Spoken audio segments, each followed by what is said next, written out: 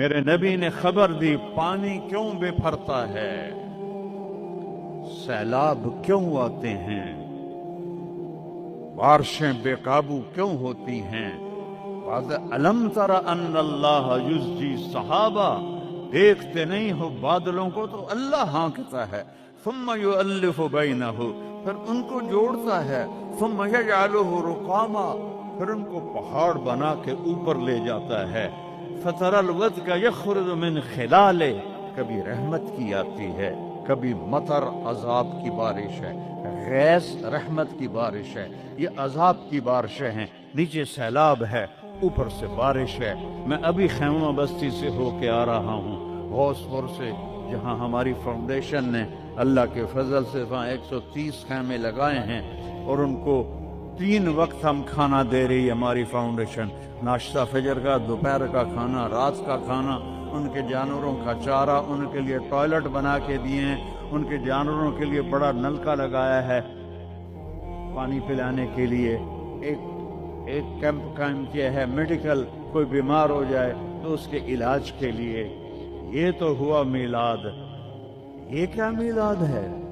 میرے نبی نے کہا، سنو غور سے، عزت تو غزل تو فیعدو والا، گنتے جانا، جب حکمران قومی خزانے کے لٹیرے بن جائیں گے،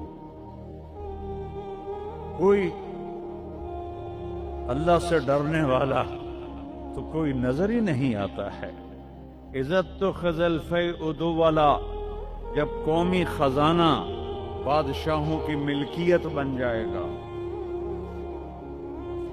پہلے گردن ان کی پھنسے گی۔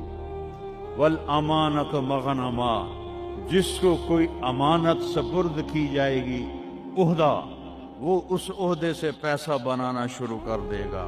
پوچھو ان ڈی سیوں سے، ایس پیوں سے، اور سیکٹریوں سے، اور 22 گریڈ کے سیکٹریوں سے، ملک ہم نے نہیں لوٹا، اللہ کی قسم، ملک کو ہم نے مقروض نہیں کیا، اللہ کی قسم، ان حکمرانوں نے ہمیں مقروض کیا ہے، یہ ان سیکٹریوں نے ہمیں مقروض کیا ہے، جو بدبخت اربوں کی جائیدادیں بنا کے بیٹھے ہیں اور قبر میں اتنی ساری جگہ میں جا کے سو جاتے ہیں۔ میرے ایک دوست سے چیف سیکرٹری پاکستان رہے، بڑی پرانی بات ہے، میں نام بھول گیا ہوں، تو انہوں نے میرا بیان کرایا، جہاں وہ یہ جو سی ایس ایس کے بچے ہوتے ہیں اس میں میرا بیان کرایا۔ ان کا تبادلہ ہو گیا اسلام آباد، 6 مہینے بعد واپس آ گیا، میں ملنے گیا، اللہ ان کی قبر روشن کر، مجھے نام بھول گیا۔ میں نے کہا آپ 6 مہینے میں واپس آ گئے؟ کہا مولانا اگر میں 1 سال رہتا یا میں پاگل ہو جاتا یا میں بددیانت ہو جاتا، کہ جس سیکٹری کے پاس بیٹھو